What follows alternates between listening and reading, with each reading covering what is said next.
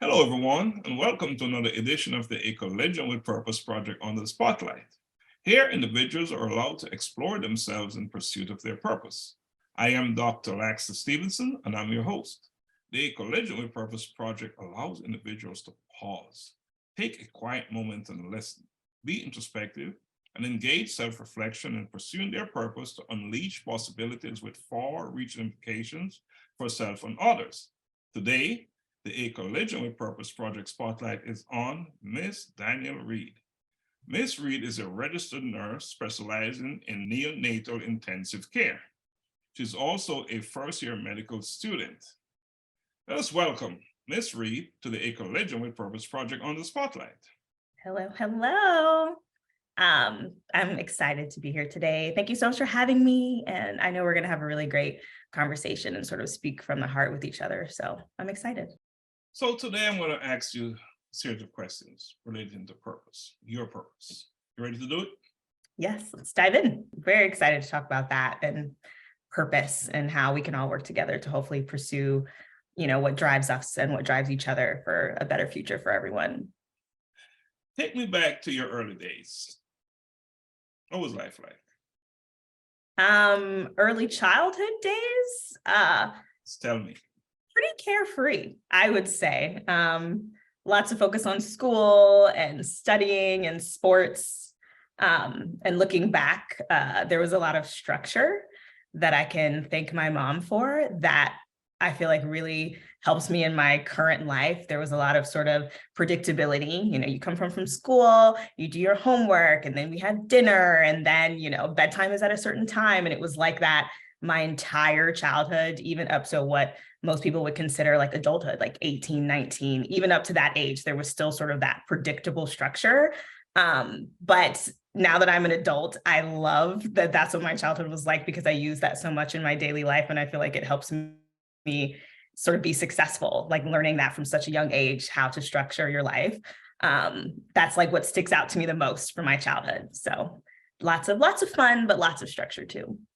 So structure is a big part of your early childhood. How did you receive the structure then? Or did you think it was, over the top?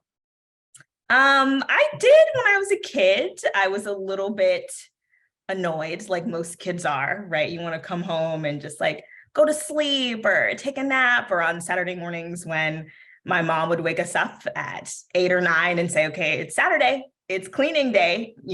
This is what you should expect every Saturday, that this is what you're going to be doing before you sort of get to sort of the fun. I do remember being annoyed and thinking, oh, my friends, they don't have to do stuff like this. They can kind of do whatever they want, anytime that they want. So I do remember feeling that sort of like childhood resentment and annoyance at that kind of thing. But so much of it sort of got internalized for me over the years that by the time I was in high school, I found myself doing that naturally, where I would say, I'm going to do this at this time. And then at this time, I'm going to work on this subject. And then at this time, I'm going to, watch TV or whatever, even if nobody was around, even if my parents weren't there, that still felt like the appropriate thing to do. And I carried that on through college and then, through my working career. So I'm really, really grateful for that. And now it's just like part of my personality, but I honestly love it. Instead of it being like invoking anxiety, it gives me like a sense of peace to have sort of like a structure and an expectation of what I know sort of my days and weeks are going to look like. That's awesome and serve you so well, right? Definitely. All right, so let's jump into purpose. And I believe that any conversation about purpose should probably begin with a definition. So can you define purpose, but do so in a general way? Defining purpose in a general way for individuals and for people, I think, is sort of a difficult thing to do, just because everyone like has a different purpose and their purpose might look different. But I think for me, I would assume that purpose is sort of what subconsciously and consciously drives your actions and your decision making is a search for your purpose. And whether you found it already or whether it's something that you're still looking for, there is something intrinsically that drives your actions. And I believe that is what purpose is that sort of innate feeling of this is what I should do, this is the decision I should make, that's what your purpose is.